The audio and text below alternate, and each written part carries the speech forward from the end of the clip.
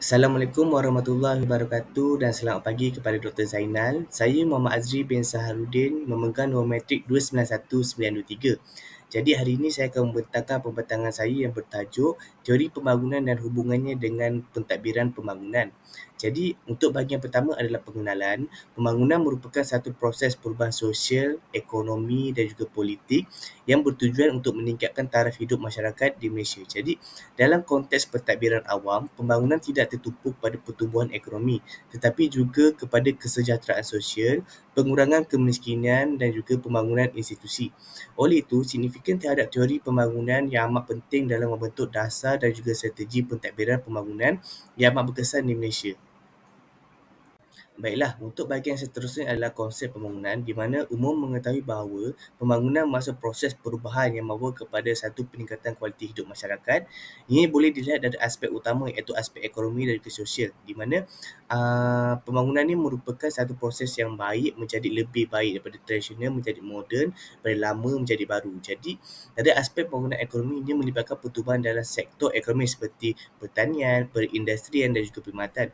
Dalam konteks biasanya, berdasarkan keluaran dalam negara kasar KDNK, kadar pelaburan dan tahap pendapatan seperti contoh Malaysia, dalam adanya penubuhan Lembaga Kemajuan Tanah Pengurusan Felda untuk membangun sektor pertanian dan juga meningkatkan pendapatan luar bandar. Jadi bila ada wujudnya organisasi seperti Felda, ini mampu untuk mengubah kawasan luar bandar menjadi semakin maju dan lebih baik. Jadi dalam konteks pembangunan sosial pula, ini melibatkan pertumbuhan dalam sektor sosial yang melibatkan peningkatan dalam pendidikan, kesihatan dan juga hak asasi keadilan sosial dan juga keupayaan rakyat untuk menyertai pembangunan seperti Malaysia, adanya pelaksanaan dasar pendidikan kebangsaan dan juga dasar kesihatan negara untuk memastikan akses pendidikan dan kesihatan yang berkualiti untuk diperoleh untuk setiap masyarakat di Malaysia. Jadi, dalam konteks pembangunan ini secara menyeluruh untuk meningkatkan kualiti dan juga mendapatkan perubahan yang lebih baik. Baiklah, seterusnya saya akan membicarakan berkaitan dengan teori-teori pembangunan yang mempunyai hubungan dengan pentadbiran di Malaysia. Jadi, teori pembangunan ini adalah satu set idea atau teori yang merangkumi pelbagai pendekatan. Jadi, kita boleh mengatakannya sebagai satu prinsip ataupun model yang menerangkan bagaimana sesebuah negara boleh mencapai kemajuan ekonomi, sosial dan juga politik yang berdasarkan daripada teori-teori pembangunan yang ada. Jadi, di sini ada empat jenis teori pembangunan yang saya nyatakan. Yang pertama adalah teori modernisasi, di mana teori ini berpendapat bahawa pembangunan boleh dicapai jika sesebuah negara mengikut jejak langkah negara barat yang telah berjaya. Jadi, dalam konteks teori modernisasi ini, Rostu telah menyarankan 5 tahap pertumbuhan ekonomi yang perlu dilalui negara membangun, di mana yang pertama tahap masyarakat tradisional, yang kedua adalah tahap peralihan masyarakat tradisional, yang ketiga adalah tahap pelancaran dan yang keempat adalah tahap kematangan dan yang kelima adalah tahap penggunaan masa yang tinggi. Jadi teori yang kedua adalah teori pergantungan, di mana teori ini menyatakan bahawa negara yang membangun sukar untuk membangun kerana pergantungannya terhadap negara maju dalam aspek perdagangan, teknologi dan juga modal. Kebanyakannya negara yang menggunakan teori pergantungan ini adalah negara dunia ketiga di mana mereka pernah dijajah oleh negara dunia pertama, menyebabkan pada masa sekarang mereka sukar untuk melakukan pembangunan di negara mereka. Baiklah, untuk teori yang seterusnya adalah teori sistem dunia, di mana teori sistem dunia ini dia menerangkan tentang bagaimana dunia dibahagikan kepada beberapa kategori, iaitu kepada pusat, iaitu separuh pinggir dan juga negara yang pinggir, di mana teori ini telah diperkenalkan oleh Wallerstein, di mana negara dunia pusat ni menunjuk kepada negara maju, manakala negara separuh pinggir merupakan negara yang sedang membangun dan manakala pinggir di mana negara yang sedang mundur. Jadi negara pinggir ataupun negara dunia ketiga sering dieksploitasi oleh negara pusat. Seperti mana kita tahu, kebanyakannya negara-negara dunia ketiga ini dieksploitasi oleh negara dunia pertama, di mana iaitu negara yang majulah. Mereka mengeksploitasi dari segi sumber-sumber alam, kekayaan dan sebagainya. Jadi untuk teori yang terakhir adalah teori pembangunan mampan, di mana teori ini merupakan satu teori yang menunjukkan pembangunan yang menyeimbangkan tiga aspek utama, iaitu keperluan ekonomi, sosial dan juga alam sekitar, agar generasi yang akan datang dapat turut menikmati hasil pembangunan yang sedang bangun kini. Jadi teori pembangunan mampan ini menunjuk satu struktur pembangunan yang sangat baik, di mana segala hal-hal aspek yang penting perlu dijaga untuk pembangunan modal sosial yang akan datang.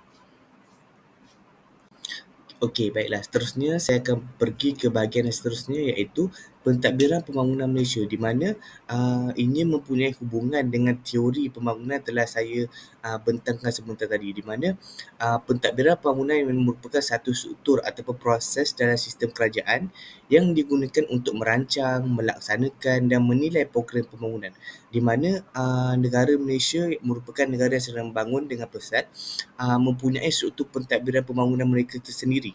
Jadi pentadbiran di Malaysia ini merupakan aspek tabik urus, kecekapan birokrasi serta pengurusan sumber manusia dan juga kewangan dalam menyampaikan hasil pembangunan kepada masyarakat.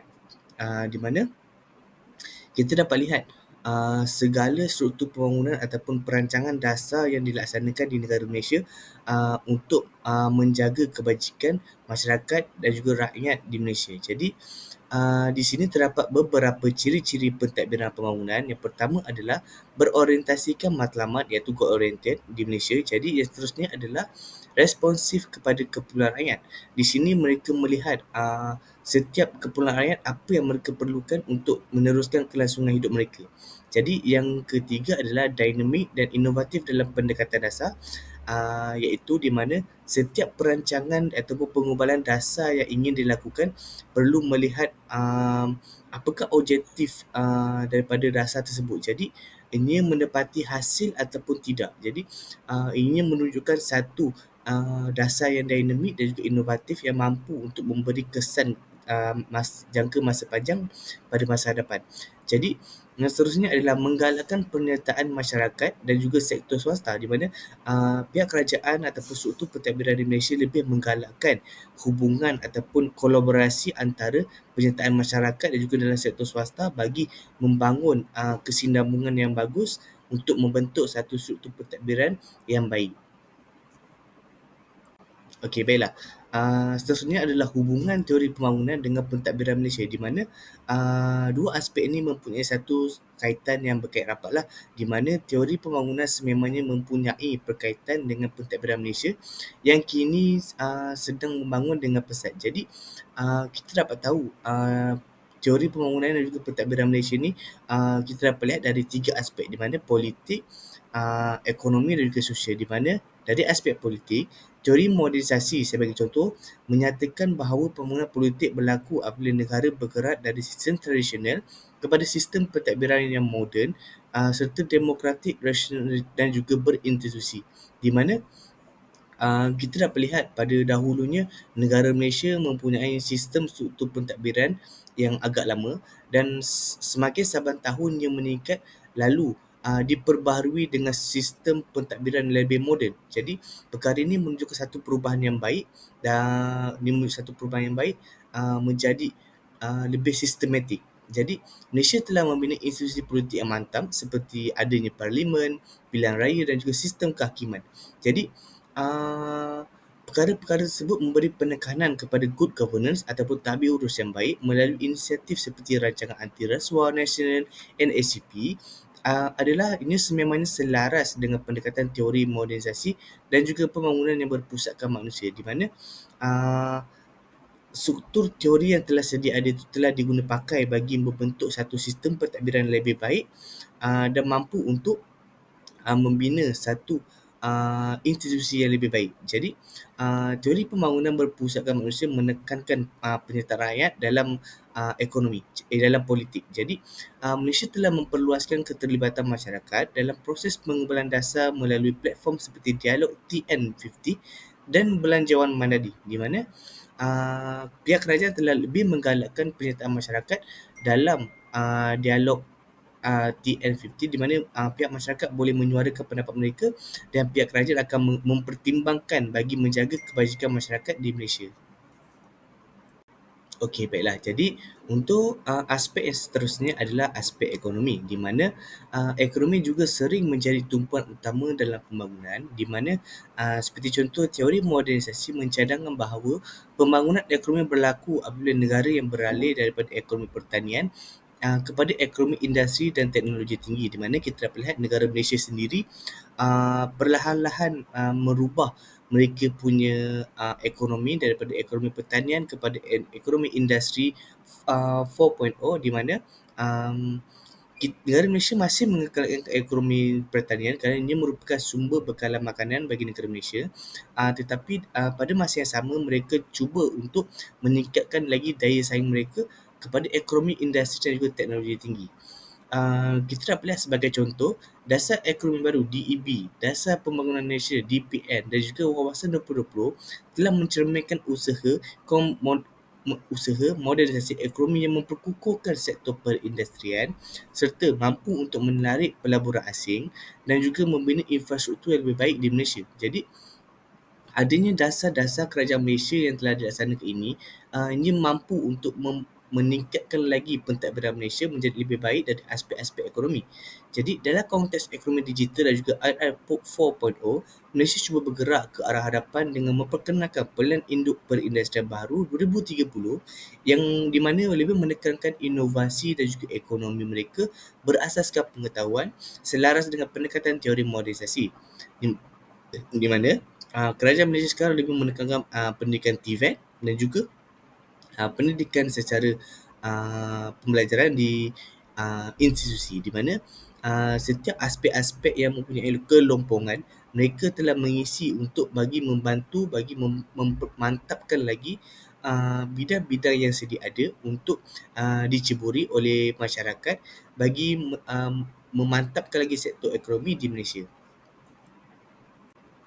Okey, baiklah. Jadi saya akan teruskan dengan aspek yang ketiga iaitu sosial, di mana aspek sosial ini sebagai contoh teori ini memberi tumpuan kepada pembangunan kapasiti insan iaitu modal insan yang sedia ada, pengurangan kemiskinan, pendidikan, kesihatan dan juga kesejahteraan hidup masyarakat secara menyeluruh, di mana aspek sosial ini lebih menekankan kepada bajikan masyarakat bagi membantu mereka untuk meneruskan kelangsungan hidup mereka di negara Malaysia. Jadi Malaysia telah memperkenalkan Dasar Sosial Negara DSN dan Wawasan Kemakmuran Bersama 2030 yang memberi fokus kepada pembangunan menyeluruh rakyat, termasuklah isu keseimbangan gender, pendidikan dan pengurangan jurang sosial, di mana dasar-dasar yang telah diperkenalkan di Malaysia ini mereka mampu untuk membantu masyarakat untuk lebih peka. Jadi dengan adanya dasar-dasar ni mereka mampu untuk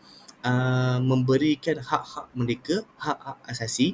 Jadi dengan adanya dasar ini, ia mampu untuk memberi kesejahteraan hidup kepada masyarakat. Jadi kita dapat lihat seperti contoh program seperti Bantuan Perhentian Rakyat BPR, MySalam dan juga projek residensi madani telah dipergiatkan lagi di negara Malaysia, telah mencerminkan usaha kerajaan dalam membina jaringan keselamatan sosial yang inklusif, di mana pihak kerajaan telah menjalankan beberapa projek dan juga pemberian bantuan tunai secara one-off, seperti contoh STR iaitu Sumbangan Tunai Rahmah. Jadi perkara-perkara tersebut mampu untuk membantu masyarakat yang berada di Malaysia untuk meningkatkan taraf hidup mereka dan juga membantu mereka dalam menjara kos hidup mereka sendiri. Okey, baiklah. Jadi saya akan terus ke bahagian terakhir iaitu kesimpulan, di mana kesimpulan daripada pembentangan saya ini kita telah merujuk bahawa teori pembangunan memberikan asas yang penting kepada pentadbiran pembangunan di Malaysia dalam merancang dasar yang seimbang dari sudut politik, ekonomi dan juga sosial. Jadi teori-teori yang sedia ada ini membantu dalam membentuk sistem pentadbiran lebih demokratik, ekonomi yang mampan dan juga masyarakat yang inklusif dari aspek ketiga-tiga tersebut. Jadi dengan menggabungkan pelbagai teori seperti modernisasi, teori ketergantungan dan juga pembangunan perusahaan manusia, Malaysia mampu untuk melaksanakan pembangunan yang bukan sahaja berfokus kepada pertumbuhan tetapi juga kesejahteraan rakyat secara menyeluruh. Jadi secara ringkasnya, teori-teori yang sedia ini membantu negara yang sedang membangun, iaitu negara dunia ketiga kita ni, untuk lebih mahir dalam mengendalikan pentadbiran mereka sendiri dan juga mampu untuk mengadakan satu pentadbiran yang demokratik dan juga mampu untuk menjaga kebajikan masyarakat mereka sendiri. Itu sahaja daripada saya. Sekian, terima kasih.